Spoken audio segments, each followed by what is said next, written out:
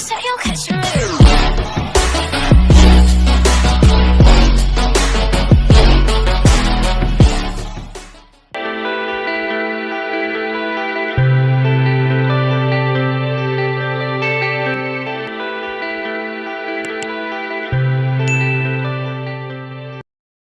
नमस्कार।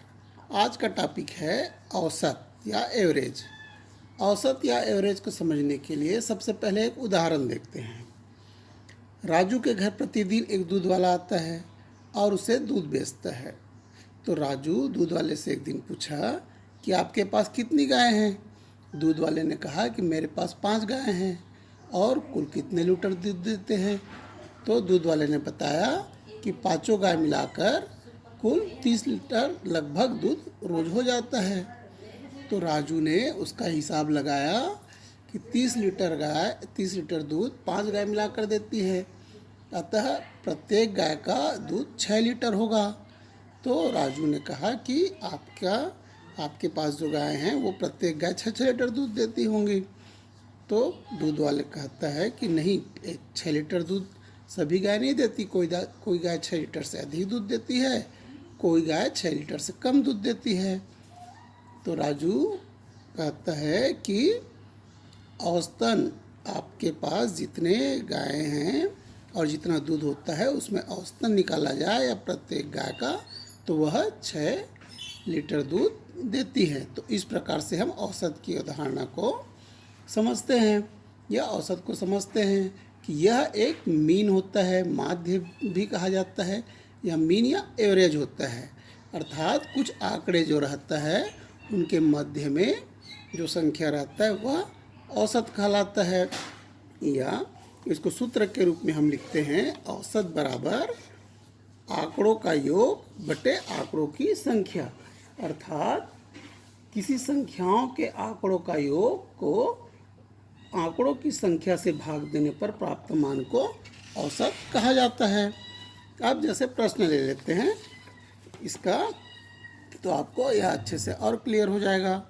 एक फल विक्रेता ने 7 दिनों में क्रमशः 85 रुपये, 83 रुपये, 100 रुपये, 108 रुपये, 90 रुपये, 70 रुपये और 94 रुपये कमाए। तो बताइए फल विक्रेता ने औसतन कितने रुपये कमाए।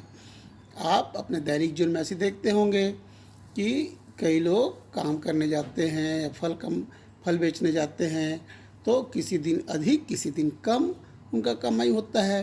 तो एक एवरेज या औसत निकाल लिया जाता है कि उनका प्रतिदिन का औसत कितना है।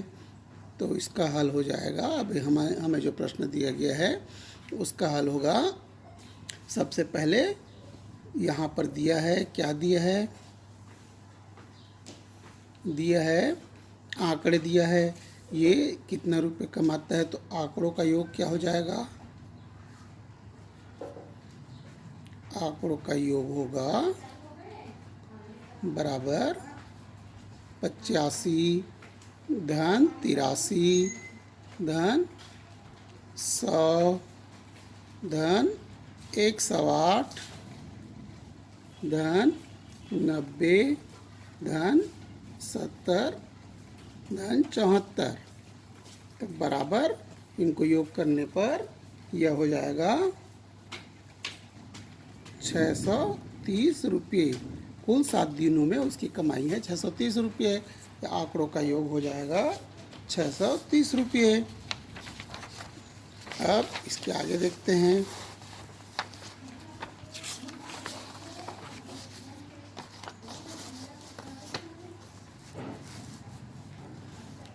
ये हो जाएगा आंकड़ों की संख्या कितने दिनों की कमाई है, तो वह हो जाएगा आंकड़ों की संख्या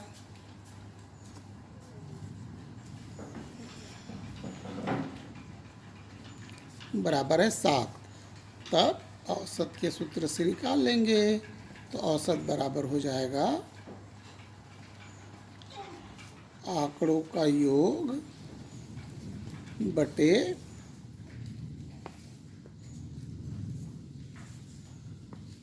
आंकड़ों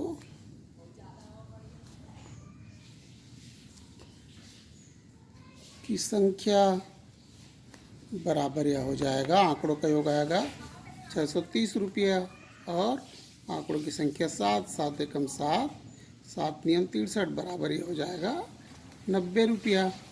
अर्थात जो फल विक्रेता है उसकी औसत कमाई कितना है, अतः फल विक्रेता की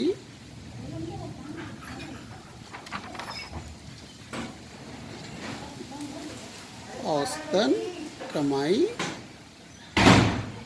बराबर 90 रुपया है। अब सोचते हैं कि हमें अगर आंकड़ों का योग या आंकड़े दिया हुआ है तो उसका योग निकालकर आंकड़ों की संख्या ज्ञात करके औसत ज्ञात करते हैं। अब यदि आंकड़ों का योग दिया हुआ है और औसत दिया हुआ है तब क्या हम आंकड़ों की संख्या ज्ञात कर सकते हैं? तो निश्चित रूप से ज्ञात कर सकते हैं। उसके लिए एक प्रश्न ले लेते हैं। क्या है? 5वीं कक्षा के छात्रों के वजन का माप किया गया तथा उनका कुल वजन 540 किलोग्राम था। छात्रों के औसत वजन 27 किलोग्राम रहा। तो बताइए 5वीं कक्षा में कुल कितने छात्र हैं? तो यह हो जाएगा, सूत्र जैसे हमारे पास है, औसत बराबर क्या है, आंकड़ों का योग बटे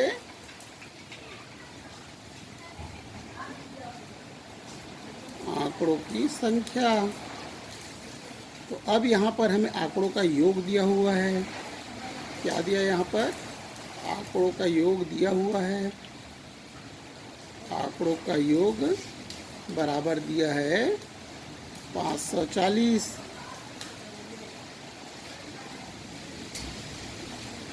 और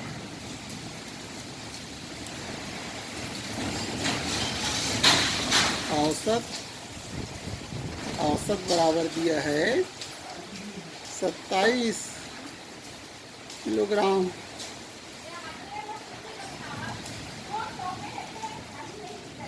तब हमें आंकड़ों की संख्या या छात्रों की संख्या ज्ञात करना है। आंकड़ों की संख्या बराबर ज्ञात करना है। तो ये क्या हो जाएगा? आंकड़ों की संख्या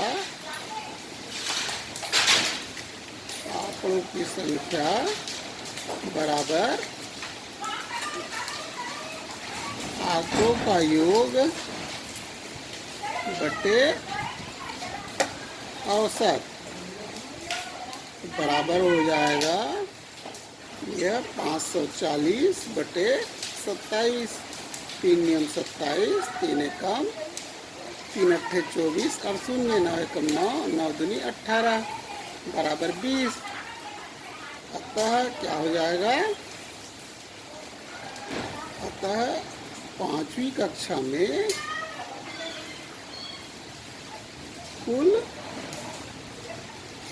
20 छात्र हैं। यह आपको अच्छे से समझ में आ गया होगा। धन्यवाद।